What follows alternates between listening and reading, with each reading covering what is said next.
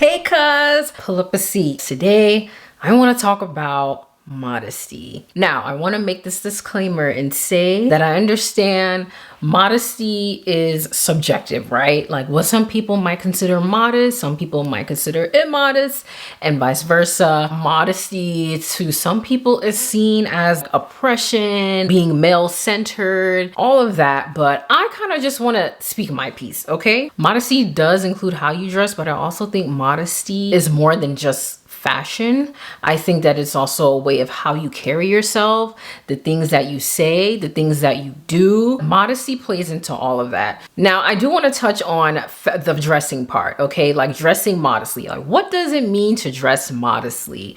The way I think, dressing in a way where all your goodies aren't hanging out for everybody to see. Now, with me saying that, some people are not going to agree with that. My attitude about this has changed as I've gotten older. So don't think that like, oh, I was always, we gotta dress modest. Like, no, there was a point in time where I was like, oh, she can dress however she wants to. It's fine. But as I've gotten older, and I think the key too is as I've deepened my relationship with God, with Christ, it's like my desires and my tastes have changed. I think that dressing modesty, like I said, is just dressing in a way where it's not too provocative. The things that I have seen some of these young girls wear, and sometimes it's not even the young ones. So I've seen older women fall into this. So I'm all about confidence. I'm all about being happy, in your own skin and all of that. I think that there are just some boundaries that are not bad if you have and that you set. So for me,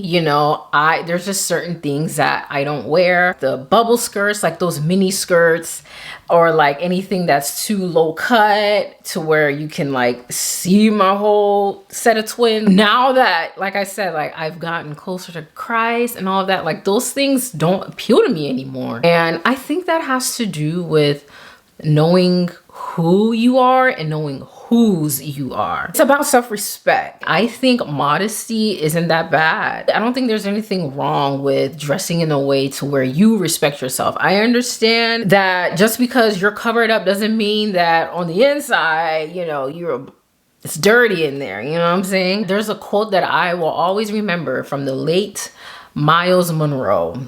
He said, "Dress how you want to be addressed." He said that. I was listening to a sermon of his one time and that just stuck in my brain. Like it is stuck. It's engraved in stone. If you wear a provocative outfit, don't be surprised you attract lustful eyes. And I'm not saying that we control everything, because we don't. Okay. And it is true. Yes. You could be wearing sweatpants and a hoodie and a messy bun and still get hit on. Like, obviously, there are certain things that we can't control. We can't control people, right? However, I do think that there is a level of accountability and control that we do have. And how we dress, we can control how we dress. We can't always control how people react, but we can control how we dress. We can control how we present ourselves.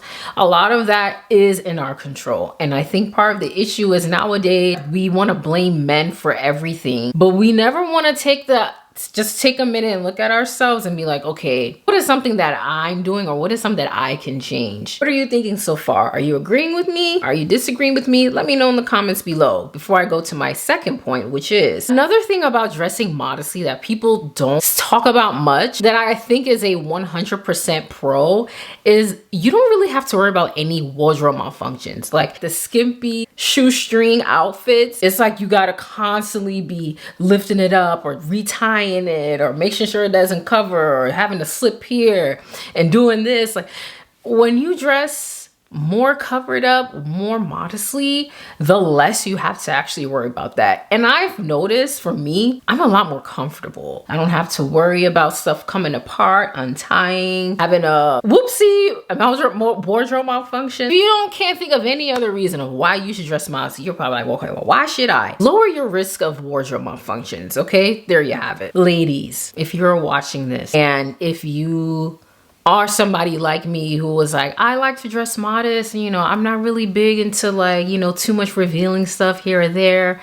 I just want to be the person to tell you that you're not crazy for thinking or having those set of values that you do. I know it's not mainstream. I know that it's looked down upon, but I'm telling you, you won't regret dressing modestly. Another thing that I think about too is, you know, for those of us who are desiring marriage and want to have a partner, think about your future spouse. You think like a real man of God, like a real man of God, not somebody that just goes to church or says that they're a Christian, but like an actual real man of God who is submitted to Christ, who is Holy Spirit filled and Holy Spirit led. You think that he would be impressed by somebody who dresses provocatively, dresses in a kind of way, doesn't really have much self-respect. I always think about stuff like that. I wouldn't want my future husband to think that, oh, she's one of them, you know? And I'm not saying that I'm dressing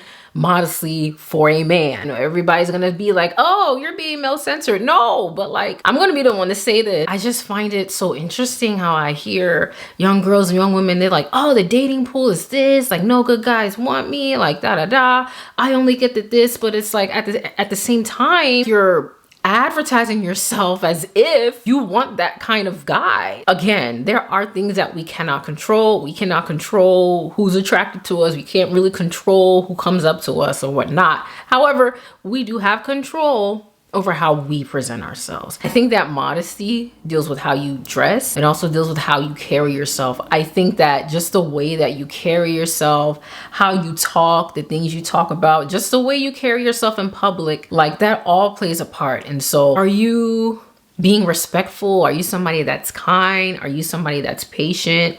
Are you somebody that's polite? You know, it's like little things like that that unfortunately in this society, it seems as if like manners and just having respect for other people has completely gone out the window. It's like a foreign concept now. So to the girl who feels like she's old-fashioned or you're lame or you're boring because you just want to have a certain way that you know, carry yourself and present yourself, I'm gonna be the one to tell you, don't stop what you're doing, and that one day you'll look back and be so glad that you stood on business. And I will encourage you, if you're thinking about caving into that peer pressure, to continue standing on business.